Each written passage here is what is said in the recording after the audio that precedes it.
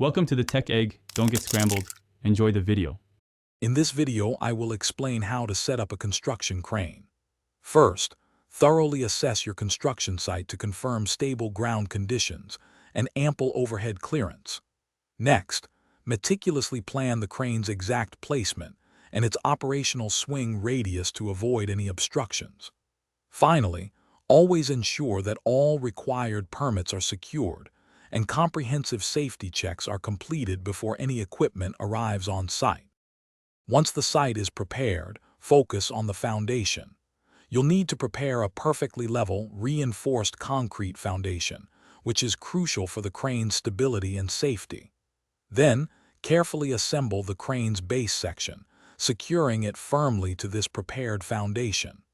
After that, connect the slewing unit, which is the component that will allow the crane's upper structure to rotate smoothly. With the base in place, it's time to build upwards. Begin by erecting the mast sections, often using a smaller assist crane or the crane's own self-erecting mechanism to lift them into position. Next, carefully attach the jib and the counter jib, making sure they are perfectly balanced for safe operation. Finally, install the hoist mechanism and all other essential safety devices, like limit switches.